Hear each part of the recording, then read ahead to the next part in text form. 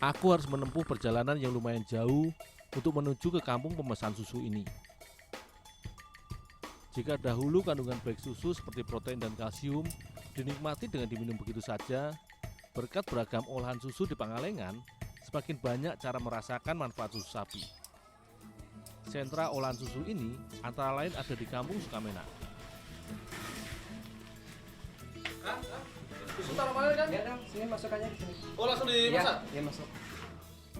Susu murni segar ini memang harus langsung dimasak. Ini dilakukan agar supaya tidak ada penurunan kualitas bahan baku akibat ditahan terlalu lama. Lama memasak ini memakan waktu berjam-jam. Intinya, susu harus dimasak sampai menjadi mengental, tetapi dengan nilai kandungan baik yang hampir tetap. Jadi saya aja nggak dok? Iya, iya. Selama proses memasak atau mematangkan susu, kami harus terus mengaduknya supaya matang merata dan tidak gosong. Api yang digunakan pun harus api besar dengan nyala yang konstan. Inilah sebabnya pilihan yang paling efektif adalah dengan memasaknya menggunakan kompor gas dan bukannya kayu bakar. Namun panas api ini hanya boleh berkisar antara 60 hingga 70 derajat Celcius, sehingga protein yang ada pada susunya tidak pecah. Aku terus mengaduk bahan baku utama permen atau karamel susu ini perlahan. Kira-kira setelah 2 jam, susu akan mulai menyusut dan mengental. Untungnya, banyak pekerja lain yang juga mengaduk susu lainnya. Olahan susu yang dibuat di tempat ini memang beragam. Selain permen karamel susu, juga dibuat dodol atau jenang dan juga olahan noga susu. Noga adalah semacam jenang susu, namun ditambah dengan kacang tanah. Dok, udah tinggalin dulu nih. Tinggalin dulu nih kacang buat campuran juga. Oh ya kan?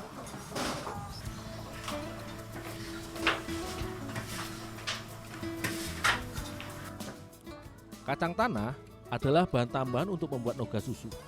Kacang tanah yang telah ditakar sesuai keperluan, kemudian aku sangrai. Selama menyangrai, kacang harus terus aku aduk supaya tidak hangus. Lama menyangrai kacang tanah ini kira-kira 40-an menit. Barulah kulit ari akan menghitam. Jika sudah demikian, pertanda kacang tanah sudah dapat diangkat. Setelah disangrai, kacang tanah harus dibuang kulit arinya, yaitu lapisan tipis yang menyelimuti biji kacangnya. Caranya cukup mudah. Asal kacang masih panas, kita tinggal menguyaknya saja dan kulit ari otomatis akan terlepas. Selama masih panas, kita harus berusaha semaksimal mungkin menguyak biji kacang ini. Sebab jika sudah dingin, kulit arinya cenderung menempel lagi dan susah dilepaskan. Selanjutnya, kita harus membuang kulit arinya dengan cara ditapis. Dengan bantuan angin, otomatis kulit ari kacang akan terbang jatuh ke tanah dengan sendirinya. Biji kacang otomatis akan menjadi bersih dan siap untuk diolah lagi di dapur utama.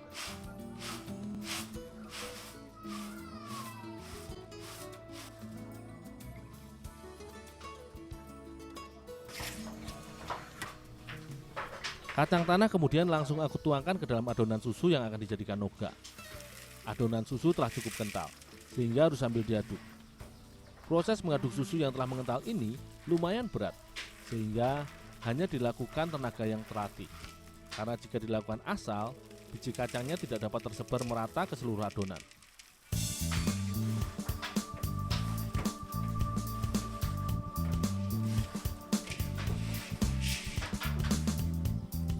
Setelah rata, adonan langsung diangkat.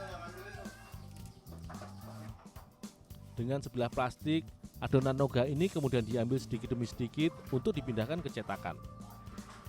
Cetakan noga susu adalah semacam kotak kayu yang memanjang dengan cerukan dangkal. Pada cetakan ini diletakkan lembar plastik bening yang cukup tebal. Adonan noga yang diletakkan di atas cetakan langsung diratakan dengan centong plastik.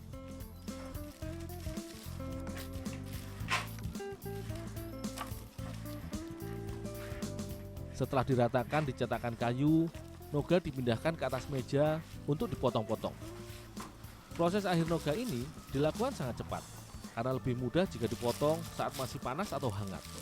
Noga akan dipotong tipis dengan ketebalan sekitar setengah sentimeter, dengan panjang sekitar 10 cm dan lebar 3 cm. Kisaran apa pakainya pakai jangkrik.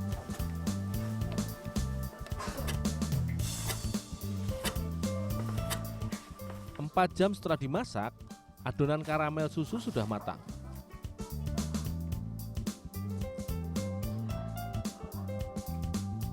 Aku menumpahkan karamel ke atas tatakan yang telah disiapkan di dekat tungku.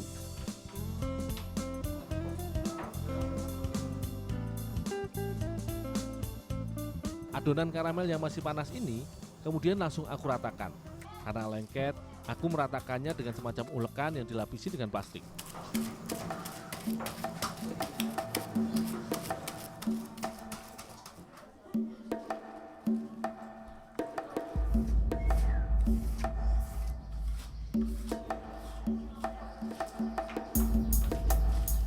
Lempeng karamel kemudian aku potong-potong memanjang. Kira-kira lebar potongan sekitar 2 cm. Karena masih hangat dan lunak, memotongnya tidak perlu menggunakan pisau tajam. Akan tetapi cukup dengan pemotong plastik. Aku harus berusaha menyelesaikan pemotongan karamel ini sebelum lempengan menjadi dingin. Jika dingin, akan sangat susah dipotong dan mudah pecah.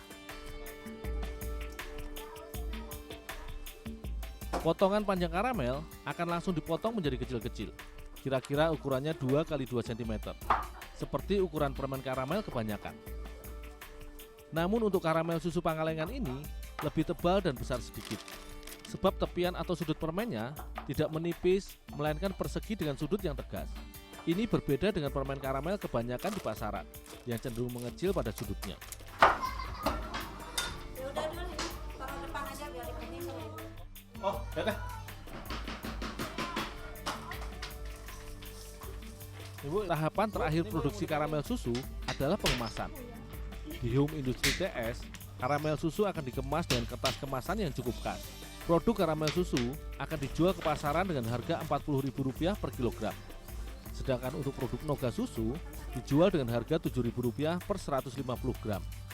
Pemasaran produk olahan susu ini telah menjangkau berbagai daerah di Indonesia. Akan tetapi, pasar terbesarnya adalah Jawa Barat. Kini olahan susu telah menjadi ikon kuliner yang penting bagi kota Pangalengan. Di Home Industry TS saja, produksinya dalam sebulan dapat mencapai 10.000 liter susu segar. Ini belum di usaha pengolahan susu yang lainnya.